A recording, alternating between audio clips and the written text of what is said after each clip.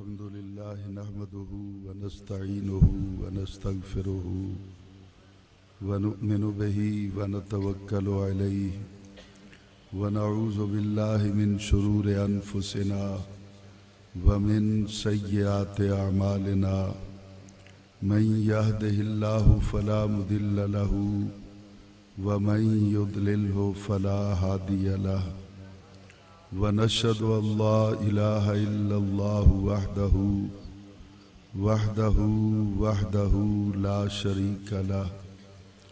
لا شريك له لا نظير له لا وزير له لا مثل له لا مثيل له لا مثال له ولا مماثل له سرمدی ابدی ازلی دہری دیمومی لا اول له ولا آخر له لا ند له لا ضد له لا حد له ونشهد أن سيدنا وحبيبنا وكريمنا مأوانا ملجانا سيدنا محمدا المصطفى وعلى آله وأصحابه أجمعين أما بعد فقد قال الله تبارك وتعالى في كلامه الكريم فأعوذ بالله من الشيطان الرجيم بسم الله الرحمن الرحيم ولا تهنوا ولا تحزنوا وأنتم الأعلون إن كنتم مؤمنين صدق الله العظيم وبلغنا رسوله النبي الكريم الأمين ونحن على ذلك لمن الشاهدين والشاكرين والحمد لله رب العالمين الصلاة والسلام عليك يا رسول الله الصلاة والسلام عليك يا حبيب الله الصلاة والسلام عليك يا رحمة للعالمين وسلم عليك وعلى آلك وأصحابك يا شفيع المذنبين الصلاة والسلام عليك يا جد الحسن والحسين وسلم عليك وعلى آلك وأصحابك يا نبي الحرمين ويا إمام القبلتين ويا وسيلتنا في الدارين أدركني أدركني أدركني يا رسول الله صلی اللہ تعالی علیہ وسلم بفضل اللہ تعالی.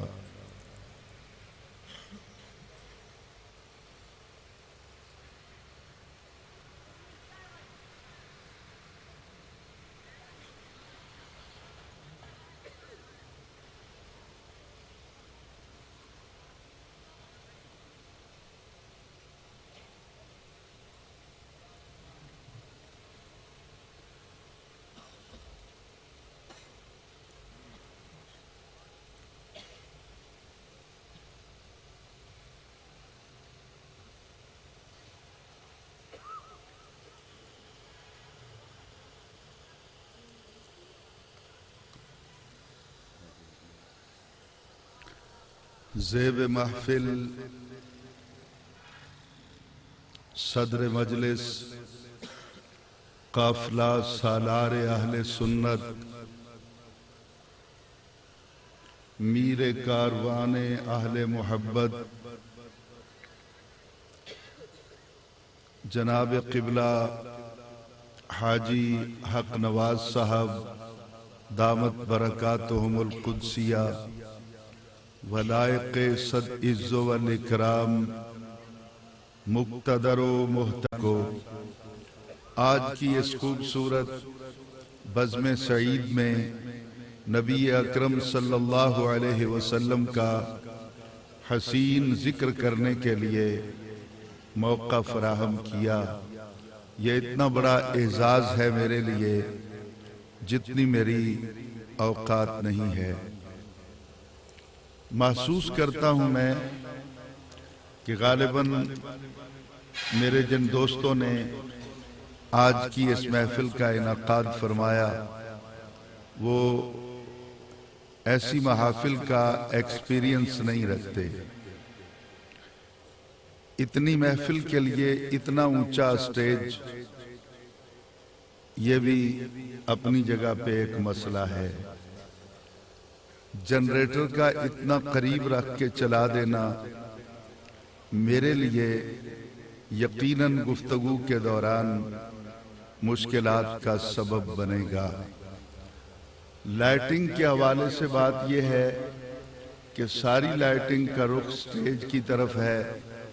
مجھے نہیں پتا کہ میری محفل میں سامنے میرے اپنے کتنے بیٹھے ہیں اور بیگانے کتنے بیٹھے ہیں، تو بس آپ کی آواز مجھ تک پہنچتی رہے گی اور میری آواز کبھی کبھی آپ تک پہنچتی رہے گی، وگرنہ آج کچھ دیر کے لیے کہیں کہیں آپ کو میرا خطاب سننے کو ملے گا اور باقی کا حصہ آپ جنریٹر کی آواز سنیں گے، اور اس طرح انشاءاللہ ہم اپنی اپنی نوکری پوری کرنے کے بعد اپنی منزل کی طرف چل پڑیں گے۔ ہوتا یہی ہے غالباً مجھ سے کہ میں دوستوں پر اعتماد کرنے والا آدمی ہوں، تو شیخ صاحب قبلہ میرے لیے بہت محترم ہیں، یہاں درس قرآن کا جو ایک سلسلہ شروع ہے اس کے انچارج ہیں، لیکن میں نے ان پر اعتماد کر کے یہ پروگرام دے دیا۔ اب جو ہوگا وہ اللہ تعالی حافظ ہے، حامی و ناصر ہے۔ علماء ذی وقار تشریف فرما ہیں، دعا آپ فرماتے رہیں گے اور میں اپنی منزل کی طرف چلتا رہوں گا۔ قرآن مجید فرقان حمید میں سے میں نے جس آیہ مقدسہ کو آپ کے سامنے تلاوت کرنے کا شرف حاصل کیا ہے، اس آیہ مقدسہ کے اندر جس سبجیکٹ کو بیان کیا گیا ہے وہ ہم سب کی زندگیوں کا ایک لازمی حصہ ہے۔ ہر انسان اپنی زندگی میں کامیابیوں سے ہمکنار ہونا چاہتا ہے۔ بزنس مین چاہتا ہے کہ وہ ایک کامیاب بزنس مین بنے، کاشتکار چاہتا ہے کہ وہ ایک کامیاب کاشتکار بنے، علم پڑھنے پڑھانے والے چاہتے ہیں کہ وہ علم کے میدان کے اندر کامیابیاں اور کامرانیاں حاصل کریں۔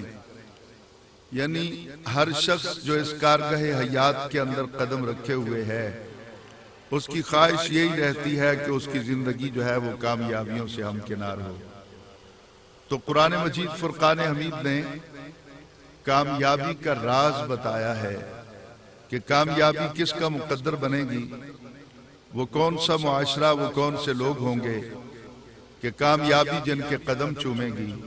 قرآن پاک نے اس حقیقت کو آج سے 1434 برس پہلے بیان کر دیا۔ تو میں ان الفاظ کو آپ کی سماعتوں کی نظر کرتے ہوئے صرف چند لمحوں کے لیے گفتگو کروں گا۔ میرے لیے دشوار ہوگا کہ میں بات کروں، بات کر نہیں پاؤں گا میں۔ حضور والا قرآن مجید فرقان حمید نے ارشاد فرمایا کہ وَلَا تَهِنُوا، جس وقت بھی ایک مسلم کی حیثیت سے تم اپنی پریکٹیکل لائف کا آغاز کرو گے تو قرآن کہتا ہے کہ تم نے اپنی زندگی کے کسی بھی مرحلے پر لا تہنو، سستی نہیں کرنی، سست روی کا شکار نہیں ہونا۔ تم نے ہمیشہ سٹرگل کرنی ہے، تم نے ہمیشہ محنت کرنی ہے، تم نے جد و جہد کرتے ہوئے اپنی منزل کی طرف چلتے رہنا ہے۔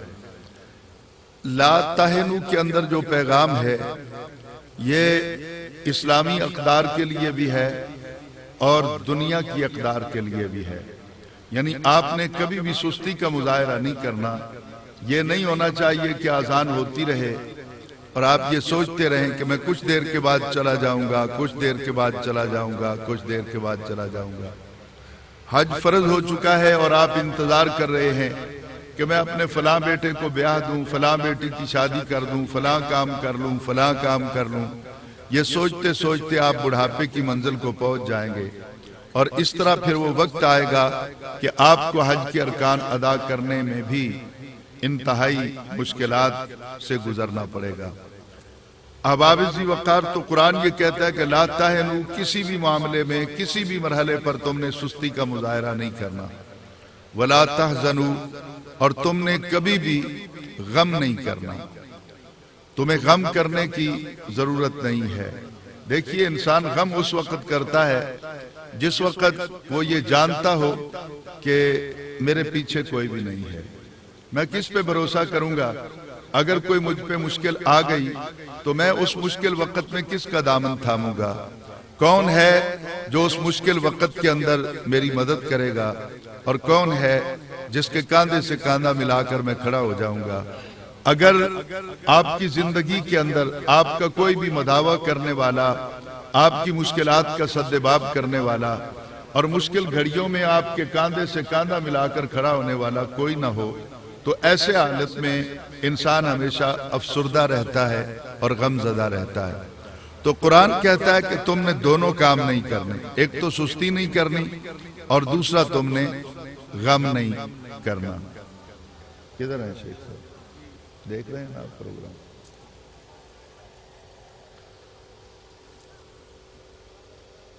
جی، تو میں عرض کر رہا تھا، چھوڑو یار یہ چیزیں ساری پہلے ان کے دیکھنے والے، اب کیا کر لیں گے یہ جنریٹر کو؟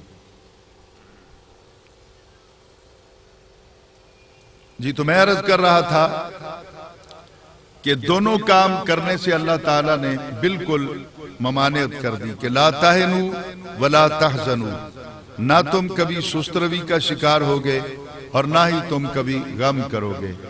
آگے اللہ تعالیٰ وعدہ کرتا ہے کہ وَأَنْتُمُ الْأَعْلَوْنَ، وَأَنْتُمُ الْأَعْلَوْنَ، اللہ تعالیٰ کہتا ہے کہ اگر تم نے یہ دو کام کر لیے تو میں تم سے وعدہ کرتا ہوں،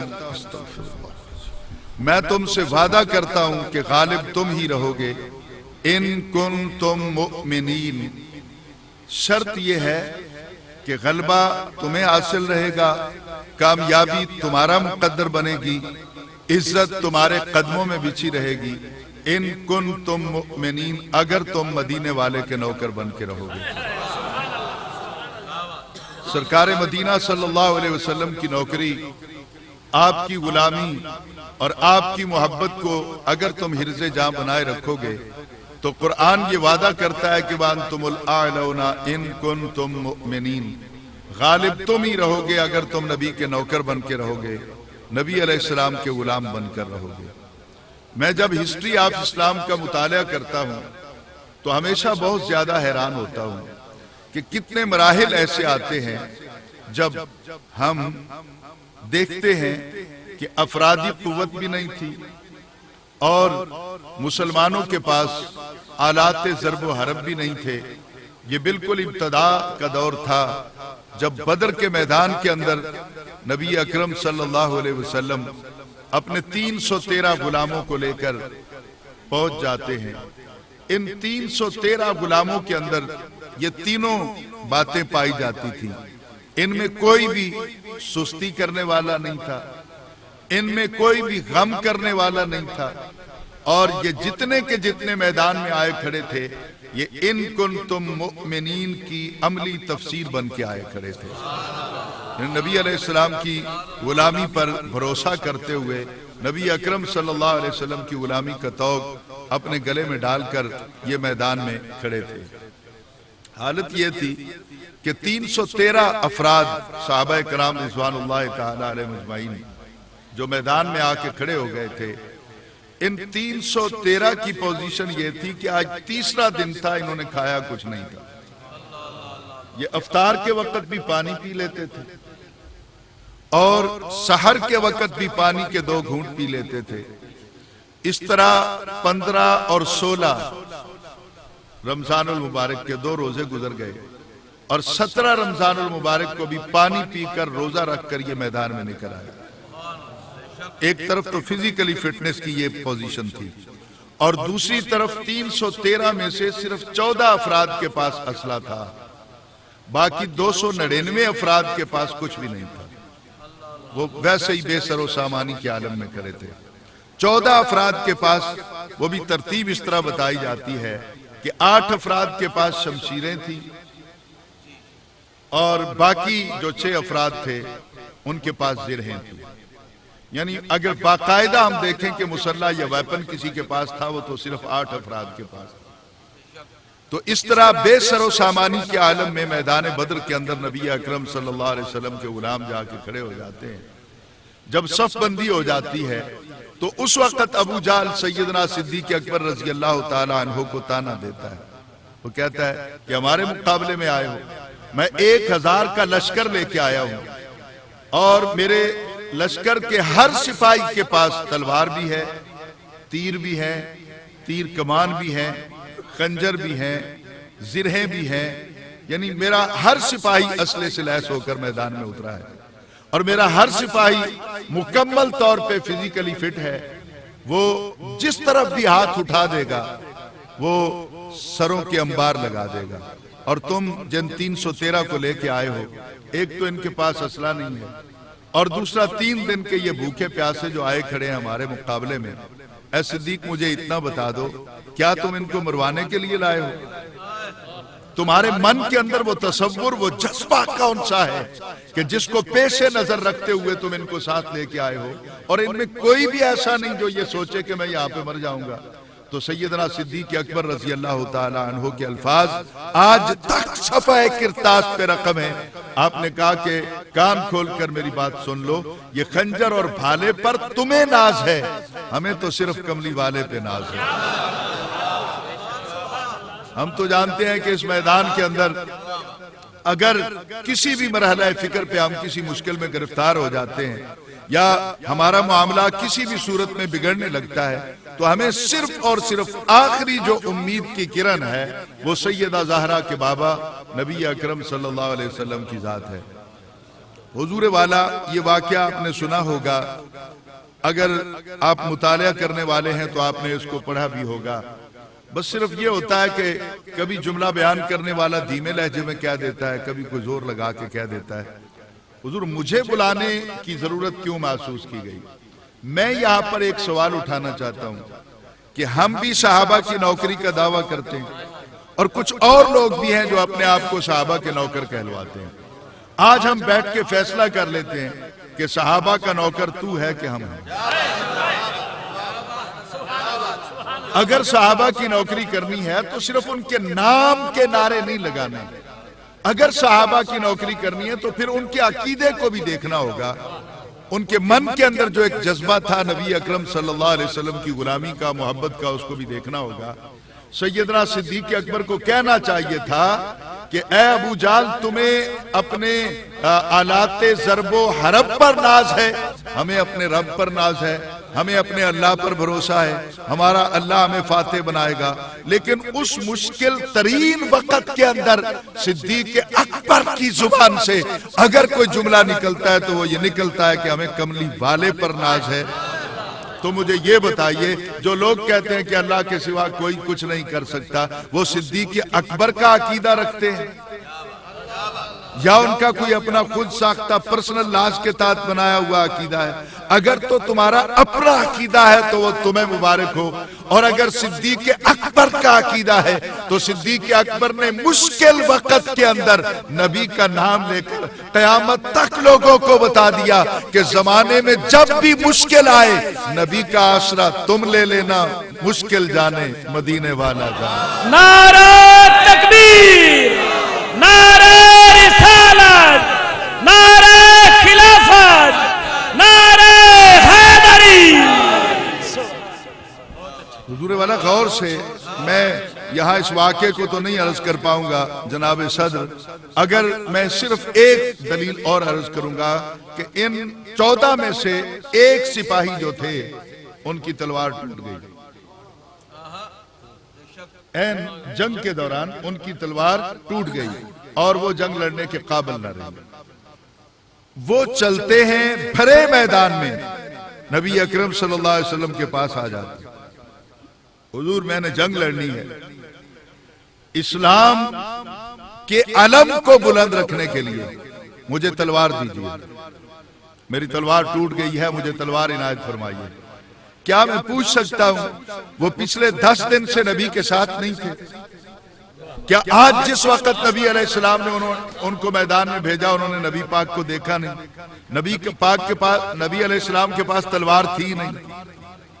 جب حضور کے پاس تلوار تھی نہیں تو وہ مانگنے کیوں آئے؟ غور کیجئے گا، ہم نے صرف یہ تو نہیں پڑھنا نا کہ متن کیا ہے، ہم نے صرف روایت کے الفاظ کو پڑھ کے گھر لوٹ جانا. کیا تدبر، غور و فکر کرنے کے لیے ہمیں اللہ تعالیٰ نے عقل سلیم عطا نہیں کی؟ کیا قرآن پڑھنے والے کو قرآن نہیں کہتا کہ قرآن پڑھو تو صرف قرآن مت پڑھو بلکہ اس میں غور و فکر کرو؟ غور سے میری بات کو سنیے گا. تو وہ آ کے سرکار سے تلوار مانگتا ہے، جانتا وہ بھی ہے کہ تلوار سرکار کے پاس نہیں ہے، جانتے صدیق اکبر بھی ہیں، وہ روک لیتے، فاروق اعظم روک لیتے، مولا علی روک لیتے، حضرت عثمان غنی تو میدان بدر میں نہیں آئے. یہاں بھی ایک بہت بڑا پیغام ہے غفوری صاحب قبلہ، جناب صدر اور جتنے بھی آپ میرے معزز نوجوان تشریف فرما ہیں، یہاں بھی ایک بہت بڑا پیغام ہے.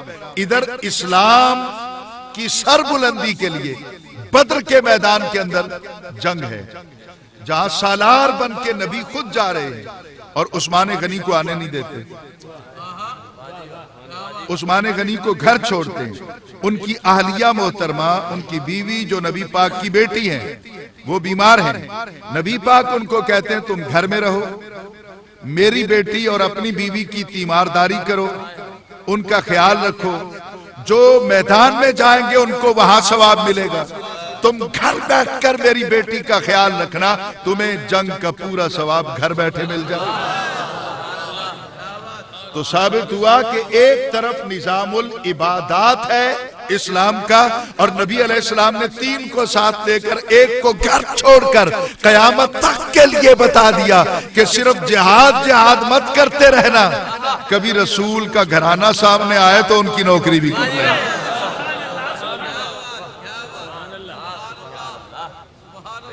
تو آج جہاد کے نام پر جو لوگ بہت کچھ کہتے ہیں، ان کا امام حسین کے بارے میں تصور کیا ہے؟ ان کا مولا کائنات سیدنا علی کے بارے میں تصور کیا ہے؟ ان کا اس پورے گھرانے میں سیدہ فاطمہ الزہرا رضی اللہ تعالی عنہا کے بارے میں کیا تصور ہے؟ یہ میں بتانا نہیں چاہتا ہوں، حالات میرے وطن عزیز کے اجازت نہیں دیتے ہیں، وگرنہ اگر میں بات کروں تو منہ میں زبان رکھتا ہوں. میں نے وہ تمام بکس کو پڑھا ہوا ہے جن کو رشید ابن رشید کہا جاتا ہے، جن کو فلاں فلاں، وہ سب میرے حافظے میں ہیں. وہ تمام ایک ایک لفظ پڑھ کر میں گھنٹوں رویا ہوں، گھنٹوں رویا ہوں، پوری پوری رات سلگتا رہا ہوں کہ ہمارے جیتے جی. کیا سناؤں میں آپ کو؟ یہ اور رنگ ہوتا اگر اسٹیج تھوڑا نیچے ہوتا تھا. اب ذرا غور سے میری بات کہ ہماری زندگی میں جس دور کے اندر ہم جی رہے ہیں، اس دور کے اندر امام حسین کو یہ کہا جاتا ہے، اس دور کے اندر مولا علی کو یہ کہا جاتا ہے. چھوڑیے مولا علی کو، نبی اکرم صلی اللہ علیہ وسلم کی آل بیت میں شامل مت کیجیے، وہ صحابی رسول تو ہے نا. میں نہیں سمجھا نہیں سکا، وہ صحابی رسول تو ہے نا. تیرے لیے مشکل تو بڑھ جائے گی، پھر صحابہ کے اندر فرق تو ڈالتا ہے نا، وہ دوسرے تو نہیں ڈالتے. اگر علی بھی صحابی ہیں تو جہاں صدیق اکبر کا ڈے مناتے ہو وہاں یوم علی مناتے ہوئے شرم آتی ہے.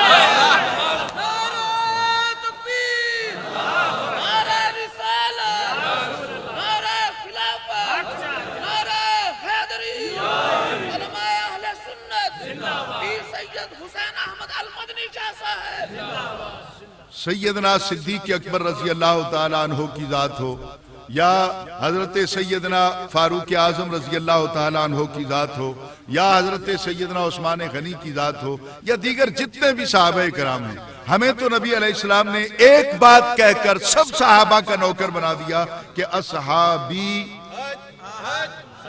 بس اگر آگے نہ بھی پڑھیے تو مسئلہ یہاں پہ حل ہو جاتا ہے. اصحابی میں یائے متکلم ہے، جن کو نبی اپنا کہتا ہے، تو بیگانہ کہنے والا کون ہوتا ہے؟ اور جس کو نبی اپنا کہہ دے پھر اس کے بارے میں یہ سوچنا کہ یہ حساب ہوگا، وہ حساب ہوگا، فلاں ہوگا، فلاں ہوگا. نبی نے اصحابی کہہ کر اپنا صحابی، اپنا دوست. اصحاب کا معنی کیا ہے؟ نبی کہتا ہے میرے دوست. صحابی کا اوپر بھی صحابی لکھا ہوا ہے عربی کے اندر، نیچے بھی آپ ترجمہ صحابی کر رہے ہیں۔ ہم تو عربی نہیں ہیں، ہم تو اجمی لوگ ہیں، بتانا کہ صحابی کا ترجمہ کیا ہے۔ اگر اصحاب الرسول کہنا ہے تو رسول والے، اور اگر صحابی کا ترجمہ کرنا ہے تو نبی کہتا ہے میرا دوست۔ جس کو نبی دوست بنائے، ذرا غور کیجئے، سارا زمانہ چھوڑ کر رب نے مدینے والے کو دوست بنایا اور مدینے والے نے صدیق اکبر کو دوست بنایا۔ فاروق اعظم، عثمان غنی، مولا علی، یہ جتنے بھی ہیں یہ تمام کے تمام صحابہ کرام رضوان اللہ۔ تو میں عرض کر رہا تھا کہ میں تلخ باتیں نہیں کروں گا، وگرنہ حقیقت تو یہ ہے کہ چپ رہتا ہوں تو سینے میں جلن ہوتی ہے، اور بات کرتا ہوں تو ڈر ہے تیری رسوائی کا۔ اور جس طرح کسی نے کہا نا کہ اے داور حشر میرا نامہ اعمال نہ دیکھ، اس میں کچھ پردہ نشینوں کے بھی نام آتے ہیں، پھر بہت کچھ کھل جائے گا۔ ہم ادھر نہیں جانا چاہتے، ہم جماعت اہل سنت والے ہیں، ہم نہ گالی دینے والے ہیں اور نہ گولی مارنے والے ہیں۔ ہم تو قرآن و سنت سے آپ کے سامنے حقائق جو ہیں ان کو رکھیں گے، آگے آپ کا نصیب، میرا نصیب۔ اب غور کیجئے گا، وہ صحابی آتے ہیں سرکار کے پاس اور مانگتے ہیں آ کر کہ یا رسول اللہ میری تلوار ٹوٹ گئی ہے صلی اللہ علیہ وسلم، مجھے تلوار عنایت فرمائیے۔ نبی کے پاس ہے کچھ نہیں، نبی دے کچھ نہیں سکتا، نبی کر کچھ نہیں سکتا۔ کیا سناؤں میں آپ کو؟ نبی کے اختیار میں کچھ نہیں ہے سر، نبی کر کچھ نہیں سکتا۔ ہمارے جیسا ایک عام بشر ہے، نبی کی اتھارٹی کوئی نہیں ہے، تو پوچھنا اس صحابی سے جو کر کچھ نہیں سکتا، اس سے مانگتا کیوں ہے؟ تو جس سے مشکل وقت میں صحابی مانگتا ہے، تو پھر صحابی کا نوکر وہی ہے نا جو مشکل وقت میں یا رسول اللہ کہتا ہے۔ نبی سے مدد۔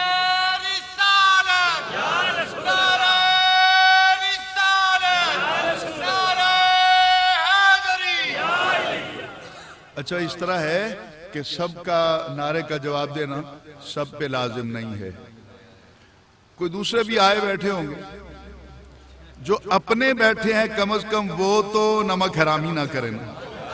نعرہ تکبیر، نعرہ رسالت، نعرہ خلافت، نعرہ حیدری، جشن عید میلاد النبی، علامہ سید حسین احمد المدنی شاہ صاحب، علماء اہل سنت۔ بات سمجھ میں آ رہی ہے سر؟ اب دیکھیے اللہ تعالی نے مدد کی، لائٹ آ گئی ہے میرا خیال ہے غالباً، یا جنریٹر کو کچھ تھوڑا دور کر دیا گیا ہے۔ اب غور سے میری بات کو سنیں گا، وہ مانگتے ہیں جا کر کے مجھے تلوار چاہیے۔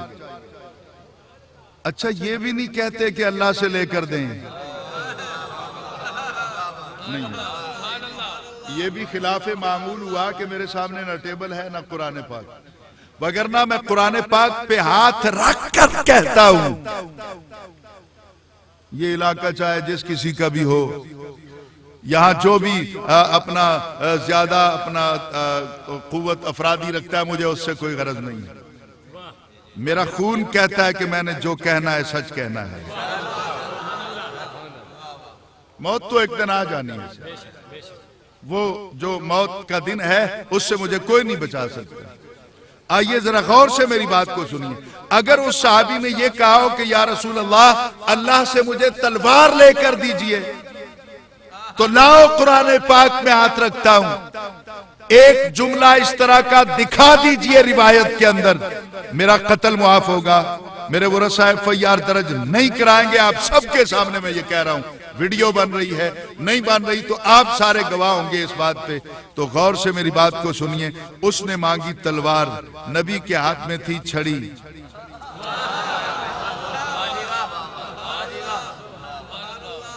نہیں سمجھا نہیں سکا،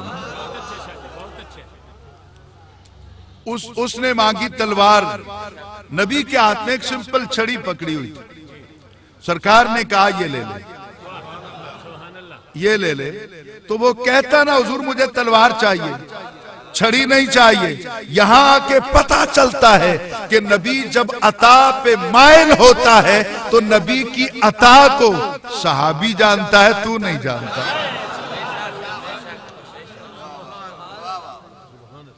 تو صحابی نے انکار نہیں کیا، سرکار نے کہا یہ لے لو، اس نے بسم اللہ پڑھ کر وہ چھڑی حضور کے ہاتھ سے لے لی۔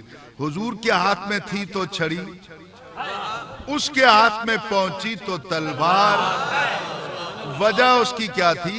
حقیقت اس کی چھڑی ہے، لیکن مانگنے والے کی تمنا تلوار ہے۔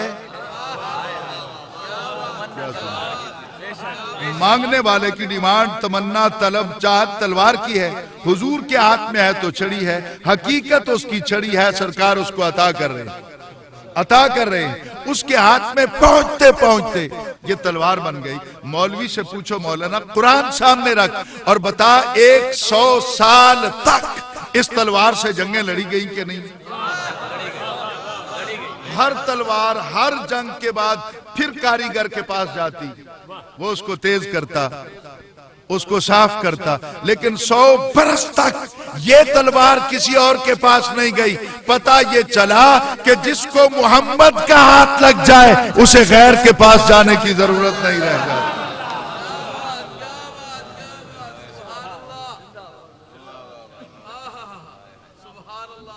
تو حضور میدان بدر کے حوالے سے میں باتیں کروں گا تو باتیں لمبی ہو جائیں گی۔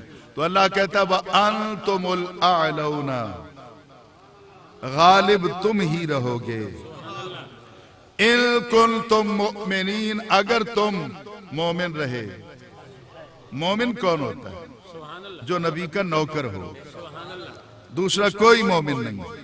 میں ڈنکے کی چوٹ پر کہتا ہوں، فقط اس کائنات کے اندر مومن وہی مانا جائے گا جس کے من کے اندر نبی اکرم صلی اللہ علیہ وسلم کی محبت بھی ہوگی، اطاعت بھی ہوگی، اور وہ سرکار کی سیرت پہ چلنے کو ہمہ وقت تیار بھی رہے گا، اور جس کے من اور تن کے اندر کوئی تضاد نہیں ہوگا، منافقت نہیں ہوگی، وہ مومن ہے۔ تو میں اگر اس کا یہ ترجمہ کر لوں تو کیا بھیجا ہوگا؟ اللہ کہتا ہے وَأَنْتُمُ الْأَعْلَوْنَ، غالب تم ہی رہو گے، اِن كُنْتُم مُؤْمِنِينَ، اگر تم محمد کے نوکر بن کے رہو گے۔ دیکھ لیجئے صحابہ کرام کی زندگی میں کتنی مشکلیں آتی، کتنی مشکلیں آتی۔ آپ چلیے نا، آپ پڑھیے علامہ ابن کثیر کو پڑھیے، وہ صحابی جو لشکر لے کر نکلتے ہیں عیسائیوں کے خلاف۔ اس وقت ان کا نام میرے ذہن میں پوری طرح مستحضر نہیں، ابو عبیدہ ہیں یا عمر ہیں، وہ نکلتے ہیں، لشکر ان کے ساتھ ہے۔ جس میدان کے اندر جنگ لڑی جانی اس کی اپنا بیک سائیڈ پر، پچھلی سائیڈ پر دریا ہے۔ جب مسلمانوں کا لشکر نمودار ہوا، عیسائیوں نے لشکر کو دیکھا، آنے والوں کے انداز اور تیور کو دیکھا، میدان چھوڑ دیا انہوں نے۔ ان کے پاس کشتیاں تھیں، کشتیوں میں بیٹھے دریا کے پار چلے گئے۔ موسم ایسا تھا کہ دریا کناروں تک بھرا ہوا تھا۔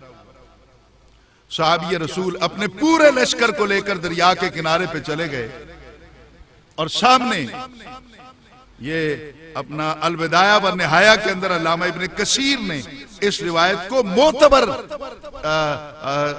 اپنا حوالوں کے ساتھ، سند کے ساتھ رقم فرمایا۔ اب علامہ ابن کثیر پہ تو یہ فتویٰ نہیں ہے کہ وہ بریلوی تھے، بلکہ علامہ ابن کثیر تو حنفی بھی نہیں تھے، وہ شافعی تھے، امام شافعی کے مقلد تھے۔ انہوں نے سیرت پہ یہ کتاب لکھی، کئی جلدوں میں ہے، عربی میں تھی، اب ٹرانسلیشن ہو چکی ہے، اردو میں بھی ہے، پڑھے جانے کے لائق ہے یہ کتاب۔ اختلاف اپنی جگہ پہ، وہ شافعی ہیں، ہم حنفی ہیں، وہ رفع یدین کرتے ہیں، ہم نہیں کرتے، وہ آمین بلند آواز سے کہتے ہیں، ہم نہیں کہتے، وہ امام کے پیچھے سورہ فاتحہ پڑھتے ہیں، ہم نہیں پڑھتے۔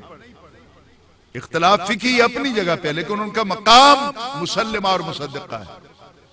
وہ لکھتے ہیں کہ نبی علیہ السلام کے صحابی دریا کے کنارے پہ پہنچ گئے، ہزاروں کا لشکر پیچھے ہے، اور عیسائی پار جا کر مسلمانوں کا مذاق اڑانے لگے۔ ہمت ہے تو آؤ ہمارے ساتھ مقابلہ کرو، کیونکہ وہ جانتے تھے کہ مسلمانوں کے پاس کشتی کوئی نہیں سمجھا نہیں سکے۔ مسلمانوں کے پاس کشتی کوئی نہیں، جہاز کوئی نہیں، لانچ کوئی نہیں، جو بھی اس دور کے اندر دریا میں سفر کرنے کے لیے ضروری اشیاء ہوتی تھیں وہ نہیں ہے ان کے پاس۔ اب وہ صحابی وہاں کھڑے ہوتے اور ایک خطبہ ارشاد فرماتے کہ اے محمد کے غلاموں، جو نبی کا نوکر ہے وہ بولے گا، باقی نہیں بولیں گے، باقی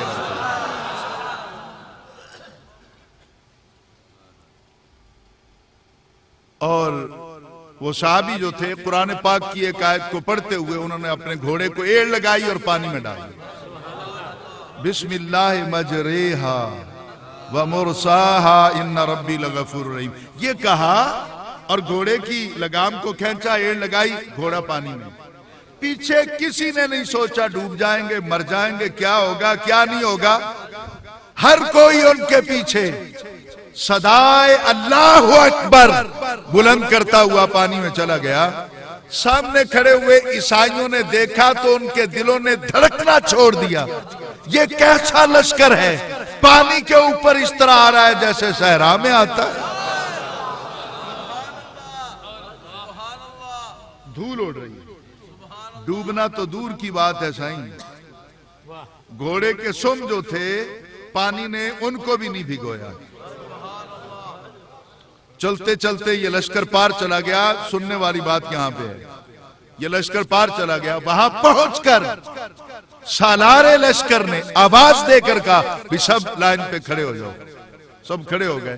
تو انہوں نے کہا مجھے اتنا بتاؤ، دریا عبور کرتے ہوئے، دریا تھا نا، کوئی نہر نہیں تھی، کوئی واٹر کورس یا جس کو ہم کھالا کہتے ہیں وہ نہیں تھا، دریا تھا، میلوں کے حساب سے اس کی چوڑائی ہوگی۔ پار پہنچ کر انہوں نے کہا بھی آتے ہوئے راستے میں کسی کا کوئی سامان تو نہیں گرا؟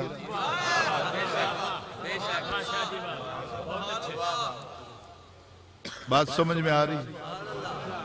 کسی کا کوئی سامان تو نہیں گرا؟ تو سب نے کہا جی نہیں، لیکن ایک ساتھی آگے بڑھے، انہوں نے کہا جناب میرے پاس ایک لکڑ کا پیالہ تھا، میں اس میں سالن بھی لے لیتا تھا، پانی بھی پی لیتا تھا، اس میں دودھ بھی رکھ لیتا تھا، مجموعی طور پہ میں ایسی اشیاء اس میں لے لیتا تھا۔ آج جب چلے ہیں تو دریا میں سے گزرنے سے پہلے میں نے اس میں وہ رسی ڈالی ہوئی تھی، میں نے گھوڑے کے ساتھ اس کو لٹکا دیا، چونکہ لشکر کے ساتھ تیزی سے گزرتے ہوئے ہم آ رہے تھے، رسی کمزور ہوگی، حضور ٹوٹ گئی، وہ میرا پیالہ پانی میں گر گیا، لیکن گر گیا کوئی بات نہیں، جہاں میں نے سر دینا ہے، پیالے کی اوقات کیا ہے،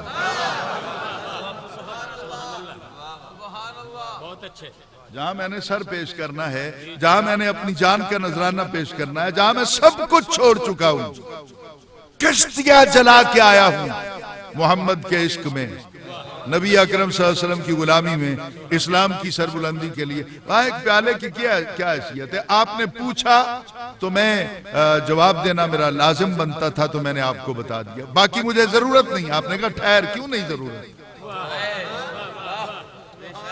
سنیں گے یا بس کروں جی؟ اب غور سے میری بات کو سنیے، یہ کیا ہے کہ نہیں ہے ضرورت؟ نہیں ہے ضرورت تو دے دینا کسی کو، لیکن اب معاملہ پڑا ہے کہ دریا بہا کے لے گیا، تو سالار لشکر صحابی رسول نے آواز دے کر کہا دریا کو کہ تیری اوقات کہ محمد کے نوکر کا پیالہ بہا کے لے جائے۔ نعرہ تکبیر، نعرہ رسالت، نعرہ خلافت، نعرہ حیدری، ہم سونے نبی کے، ہم پیارے نبی کے، ہم پیارے نبی کے، ہم صدیق و عمر کے، ہم عثمان و علی کے، نعرہ رسالت۔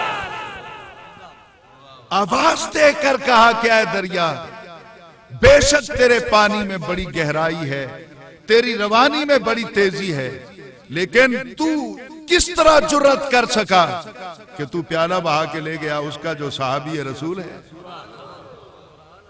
اللہ جو کہتا ہے وَأَنْتُمُ الْأَعْلَوْنَ إِن كُنْتُم مُؤْمِنِينَ، غالب تم ہی رہو گے اگر محمد کے نوکر بن کے رہو گے، نبی کے غلام بن کے رہو گے۔ بہت دور لشکر کے لوگوں نے دیکھا کہ پانی میں بھنور بنا، منجدھار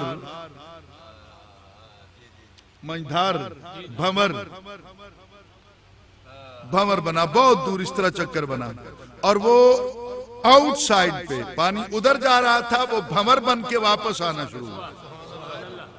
آتے آتے اب لائن تھی، ہزاروں کی تعداد میں کنارے پہ صحابہ کرام اور مجاہدین کھڑے ہوئے تھے۔ وہ بھنور ایک ایک کے پاس سے گزرتا جب گزرنے لگا تو ہر ایک دیکھ کے حیران رہ گیا کہ اسی میں اس ساتھی کا پیالہ بھی اس طرح بڑی تیزی کے ساتھ گھوم رہا تھا، گردش کر رہا تھا۔ بالکل عین اس صحابی کے پاس 10,000 ساتھیوں کو چھوڑ دیا۔ نہیں سمجھا نہیں سکا۔ میں نے کچھ پوچھنا ہے، جو جرت والے ہوں گے نا وہ چیلنج کریں میری اس بات کو۔ جھگڑا کس بات پہ ہے؟ گولیاں تو وہ چلاتے ہیں جن کے پلے کچھ نہیں ہے،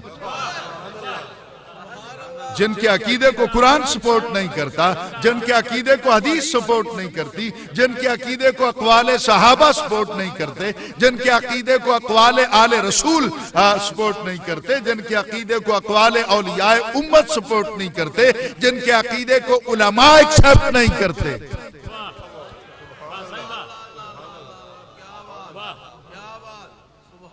میں علماء کی بات کروں گا اور کروں گا بھی تیرے گھر کی۔ بہت اچھے، جھگڑے کے لیے نہیں، سمجھانے کے لیے۔ اب غور سے حضور میری بات کو سنیے گا، صحابی رسول بالکل وہ بھنور وہاں آیا جہاں ان کا گھوڑا کھڑا ہوا تھا، جن کا پیالہ گرا تھا۔ اس کے پاس آ کر بھنور میں سے پیالہ اس طرح نکلا اور ان کی گود میں چلا گیا۔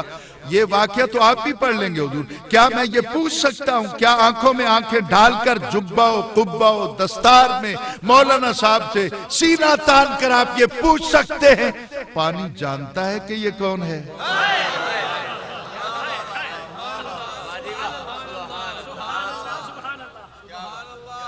نہیں سمجھا نہیں سکتا۔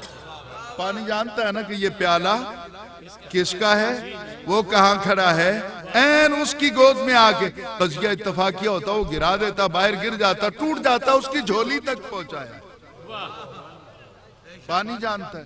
تو مجھے اور آپ کو خاموش کرانے کے لیے یہی کہا جائے گا نا، اللہ کی مرضی ہے جس کو علم عطا کر دے، اللہ کی مرضی ہے جس کو اختیار عطا کر دے۔ تو اللہ تعالیٰ نے اس دریا کو پہلے کیوں نہیں اختیار دیا تھا؟ اس دریا کے پانی کو پہلے علم کیوں نہیں عطا کیا تھا؟ آج کیوں ملا؟ تو پتہ یہ چلا کہ نبی کے نوکر تو محترم ہیں ہی، جہاں قدم رکھ دیتے ہیں اللہ تعالیٰ ان پر بھی علم کے دروازے کھول دیتا ہے۔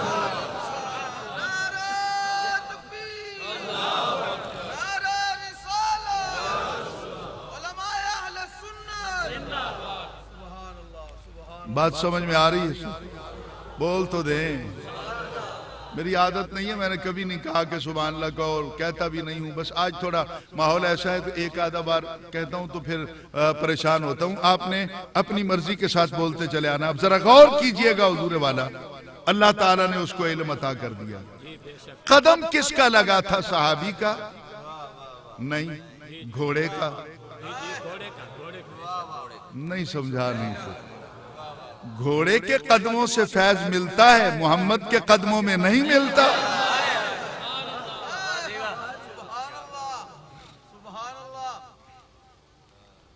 جو سر پہ رکھنے کو مل جائے نعل پاک حضور، جو سر پہ رکھنے کو مل جائے نعل پاک، نعلین پاک،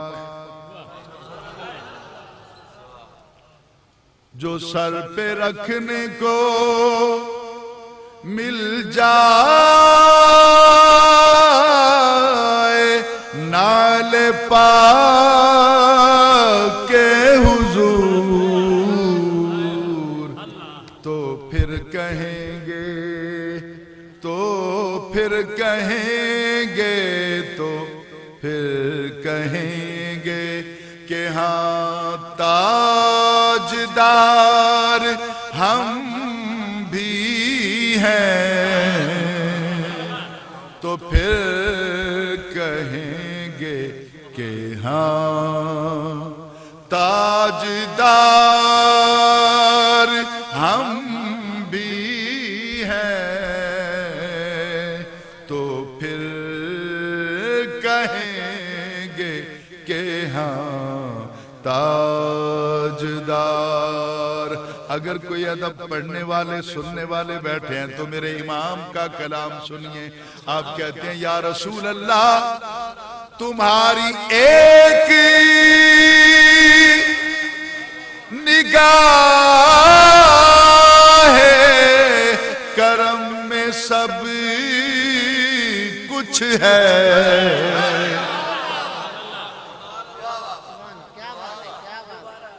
تمہاری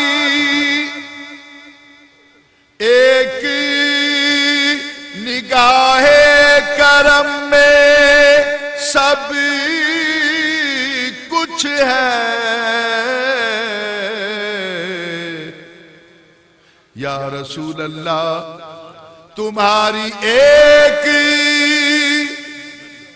نگاہ کرم میں سب کچھ ہے. پڑے ہوئے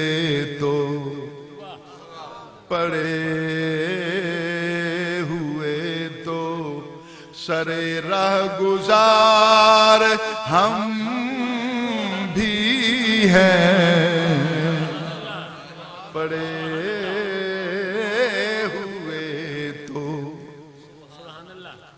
وَأَنْتُمُ الْأَعْلَوْنَ إِن كُنتُم مُؤْمِنِينَ.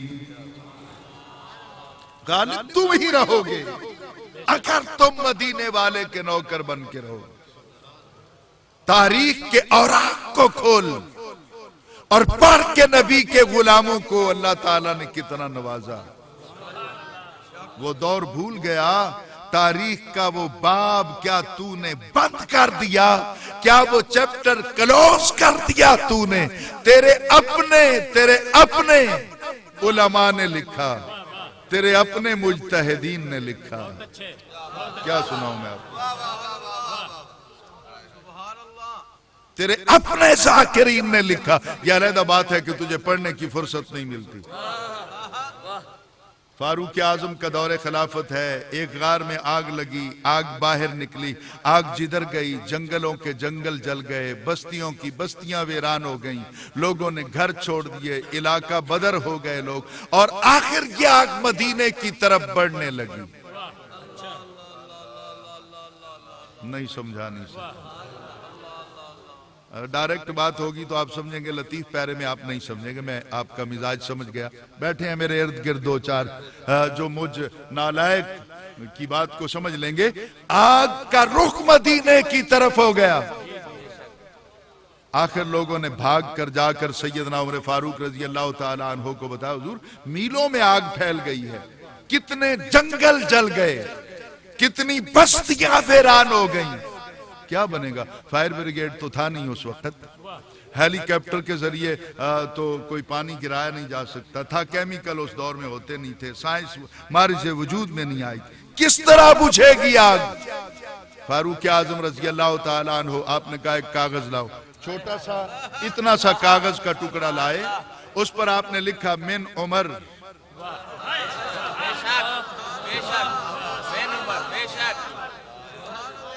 من عمر بن خطاب من عمر الی النار.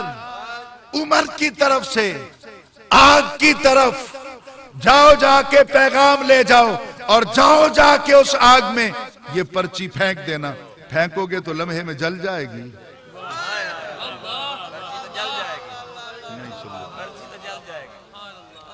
سمجھا نہیں سکتا۔ آج آپ سے میں بالکل سچی بات کر رہا ہوں، مجھے لگی لپٹی بات کرنے کی عادت نہیں ہے چودھری صاحب۔ آج میں زندگی میں پہلی بار یہ جملہ اس اینگل سے کہوں گا۔ آج تک میں نے 29 برسوں میں نہ کلاس روم میں نہ کسی تقریر میں کہا، آج پہلی بار اس اینگل سے، 10 سال تو آپ کو 12 ہو گئے میرے ساتھ، آج پہلی مرتبہ غلام رسول میں اس پہ بات کرنے چلا ہوں کہ آپ نے چٹ لکھ کر اپنے ہاتھ سے آگ کی طرف بھیجی۔ آگ میں جائے کاغذ تو جل جاتا ہے لیکن یہ نہیں جلا،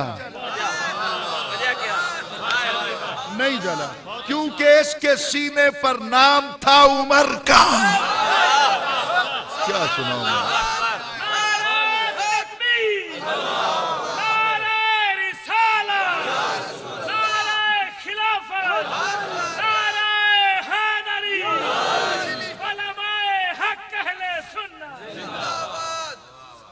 میں نے کچھ کہنا ہے، یہ نہیں ہے بات جو میں نے کی، جو میں نے آج فرسٹ ٹائم میں اس سے استدلال کرنا ہے، جو جزی نکالنی ہے وہ میں عرض کرنے چلا ہوں۔ غور سے سنیے گا، نہیں جلا یہ کاغذ کا ٹکڑا، اس لیے کہ اس کے سینے پر نام عمر لکھا تھا، تو جس کے سینے پہ نام عمر ہو اسے آگ نہیں جلاتی، جس کے سینے پر نام محمد ہو قبر اس کا کیا بگاڑ لے گی۔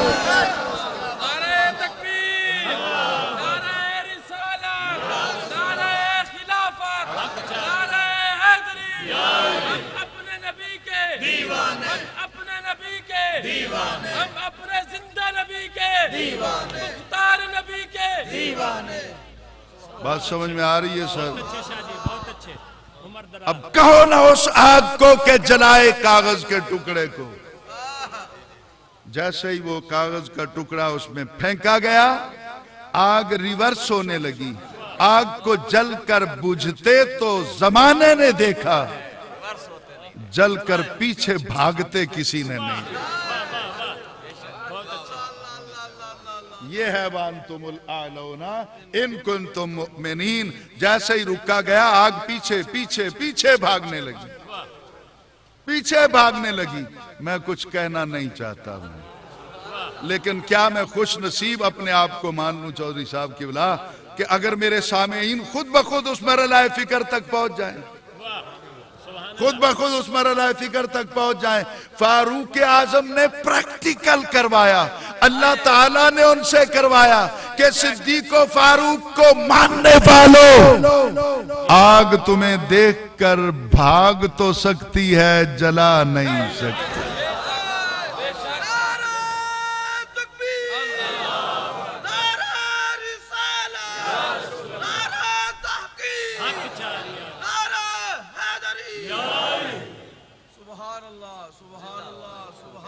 حضور والا آگ واپس لوٹ گئی، واپس جاتے جاتے اسی غار میں گئی، اندر چلی گئی، غائب ہو گئی۔ آج تک دوبارہ وہ دیکھنے کو نہ ملی، آج تک پھر دوبارہ آگ نے مدینے کا رخ نہ کیا۔ نہیں سمجھا، نہیں سمجھا، آج تک رخ نہ کیا۔ یہ پتہ چلتا ہے کہ جن کو نسبت رسول کی حاصل ہو جائے۔ سبحان اللہ۔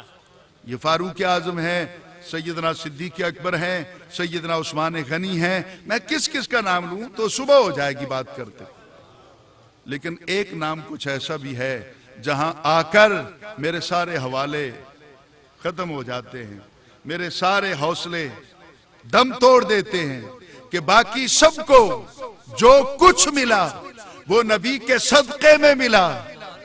ایک علی ہے جس کو نبی پکڑ پکڑ کے دکھاتا ہے، یہ بھی کھڑا ہے، میں بھی کھڑا ہوں۔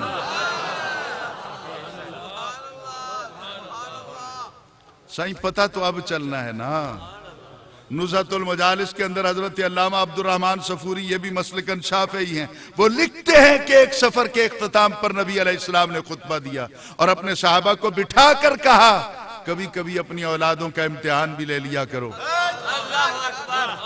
اگر نزہۃ المجالس میں نہ ہو تو میں سینے پہ ہاتھ مار کے کہہ رہا ہوں، مولانا آؤ میدان میں نکلو، چیلنج کرو میرے حوالے کو، اگر غلط ہو تو مت انتظار کرنا، میرا قتل معاف ہوگا، اور اگر سچا حوالہ موجود ہے تو پھر میں تجھے کوئی سزا نہیں دیتا، اتنا ہی کہتا ہوں مرضی چھوڑ دے، وہ مان لے جو مدینے والا کہتا ہے۔ نعرہ تکبیر، نعرہ رسالت، نعرہ خلافت، نعرہ حیدری، علماء اہل سنت، للکار ہے للکار ہے، للکار ہے للکار ہے، نعرہ رسالت۔ اب ذرا غور سے میری بات کو، نبی علیہ السلام نے صحابہ کو کہا کہ کبھی کبھی اپنی اولادوں کا امتحان لے لیا کرو۔ میں نے ابھی تک صحابہ کو بیان کیا نا، تو اب میں بھی امتحان لینے لگا ہوں۔ امتحان اپنی اولادوں کا امتحان لیا کرو۔ حضور کس بات کا امتحان؟ وہ نمازیں پڑھتے ہیں، وہ روزہ رکھتے ہیں کہ نہیں رکھتے، وہ قرآن روزانہ پڑھتے ہیں کہ نہیں پڑھتے، کس چیز کا امتحان لے؟ نزہۃ المجالس کے اندر، ہماری سنیوں کی کتاب کے اندر وہ کیا کہتے ہیں کہ آپ نے کہا نہیں، کس چیز کا امتحان؟ کہا امتحان لیا کرو، وہ تمہارے ہی ہیں۔ نہیں سمجھ آئی بات نہیں،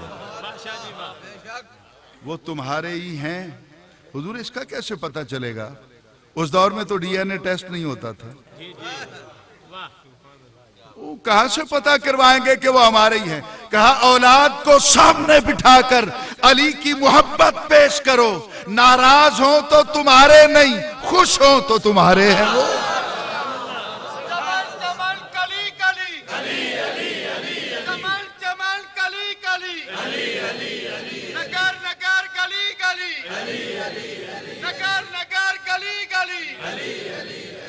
تو حضور اس روایت سے پتہ بالکل واضح طور پہ چلتا ہے صحابہ والے وہی ہیں جو علی کے نوکر ہیں۔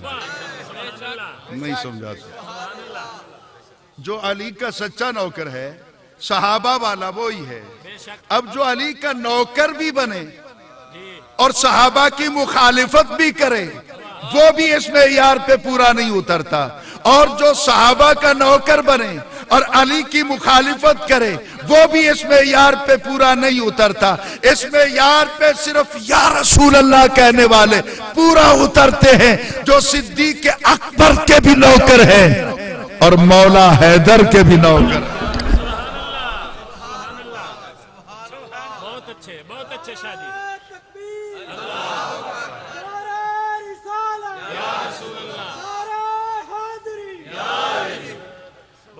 دل سے دعا کیجئے کہ اللہ تعالیٰ میری اور آپ کی حاضری کو اپنی بارگاہ میں قبول فرمائے۔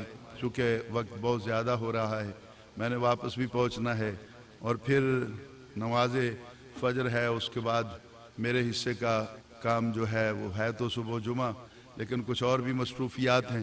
تو دل سے دعا کیجئے کہ اللہ تعالیٰ میری اور آپ کی حاضری کو قبول فرمائے۔ جتنے علماء ذی وقار تشریف لائے، جتنے نبی علیہ السلام کے غلام تشریف لائے، اور میرے جتنے ساتھیوں نے آج کی محفل کا انعقاد کیا، اللہ تعالیٰ ہم سب کی حاضری قبول فرمائے۔ ابھی محفل کو ڈسٹرب نہ کیجئے گا، میں نے دو باتیں کرنی ہیں۔